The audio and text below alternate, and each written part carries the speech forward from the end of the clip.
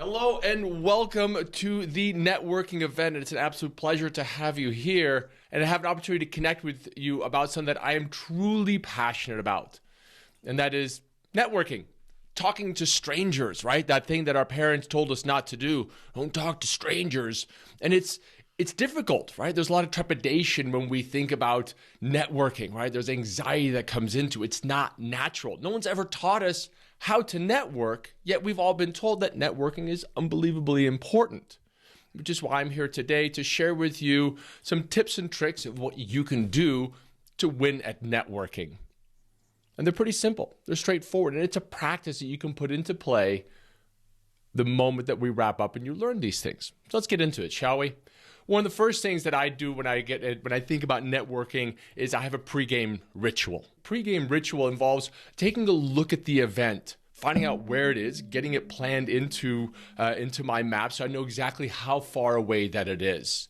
Then I also take a look at the organization. I'll do a little bit of research on the organization and perhaps on LinkedIn be able to see some of the people that I know that are going to be there. Because isn't it more fun to be able to show up and know that some people you might know might be at the event?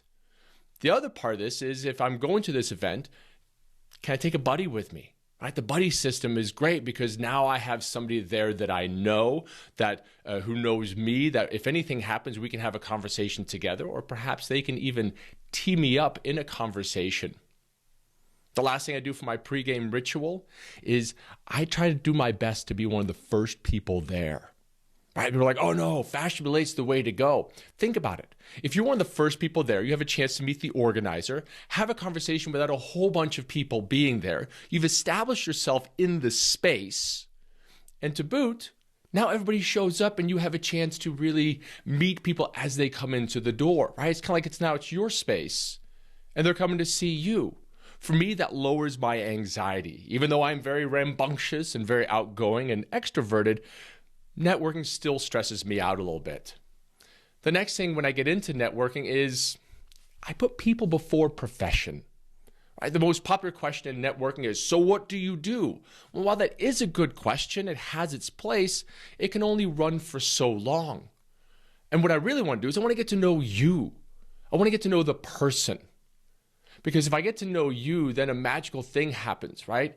I get to know, like, and trust each other. And then eventually what happens is you invite me to get to know people within your network. And that's where a true return on networking value comes in. Because most people think that I'm going to show up to networking and it's going to be, I'm going to find my next client. I'm going to find my next big employer.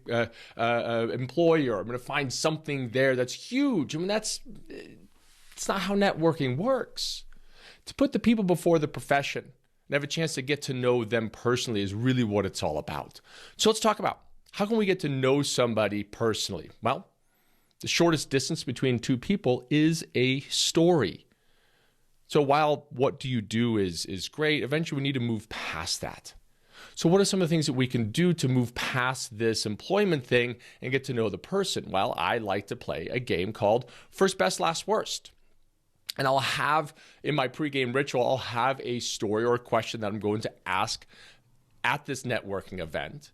And it's usually a first experience is best experience, a last experience, or a worst experience. And you can put the word in here, and a very popular word to talk about besides coronavirus is Amazon. So if you're in a networking situation, to break the ice, you ask them, like, what was the first thing that you bought on Amazon when we all got locked down? What was the best thing that you bought on Amazon? What's the craziest thing that you've bought on Amazon? What's the last thing you bought on Amazon? And if you ask me that question, we're going to have a conversation about remote control airplanes. Yes, I fly remote control airplanes now. It's something that's come out of the pandemic, and it's something that I love to talk about. And perhaps we can have a connection there. Perhaps you know somebody who does that as well. The basis for this whole with one word approach to networking is that it gets you to do something very important. It gets you to ask an open-ended question, get somebody talking about themselves and about an experience, and then you have a chance to listen. Listen to understand as opposed to listening to reply. When we take this on for ourselves, it is an active process. You have to practice this. Luckily enough, Cherry Creek Toastmasters gives us a great platform to listen to understand, which is what all of you are doing right now. When you listen to understand, and you're in that moment, and you're shedding that light upon the other person, it fills them with dopamines. It makes them feel good, which gets them to like you more and to trust you more.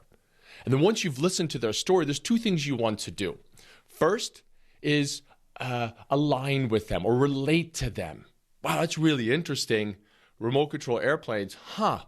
You know, I have a nephew who likes to do that as well. Oh, I remember when I was younger, my little brother liked to do this, or I liked to do this when I was younger. Find some way of relating. And then perhaps inquire. Inquire, why is it that you like doing this? Keith, tell me, why remote control airplanes? Well, I'll tell you why remote control airplanes. I have a nephew who's gotten into it, who has a grandfather who has a basement full of planes, and one of them is a B-2 bomber that I really want to fly. So I need to get my chops. I need to get my airtime, if you will, to be able to get to that point to where I can do that. We're having a conversation, we're listening, we're relating, we're inquiring.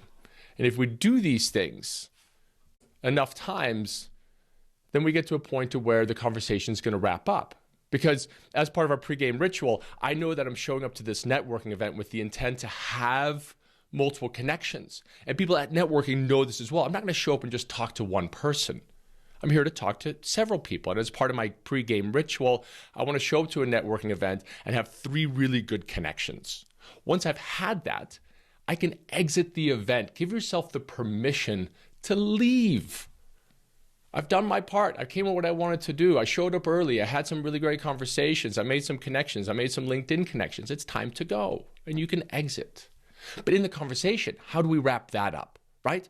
How do we wrap up a conversation that we're having with someone with grace? Well, you can go to the tried and true, I'm going to go to the bar and get another drink, or I go to the bathroom. But you can only do that so many times, because then people are going to be like, wow, that guy's always going to the bar. What's going on there? So how can we exit a conversation, a networking event? Well, how about a dose of honesty? Wouldn't it be nice if we started a relationship with somebody with a dose of honesty? And the honesty here is, it was an absolute pleasure chatting with all of you. My objective coming here today was to have 4 meaningful conversations. And I feel that this was just an absolutely wonderful conversation. I want to have 3 more. And for me, that's how I gauge success at this networking event. So with that, I'm going to bow out and I'll see you at the bar. Everybody, thank you so very much for listening, for giving me this opportunity. I'm going to get back to my networking event, and we'll see you guys live and in person at the next one. Ciao.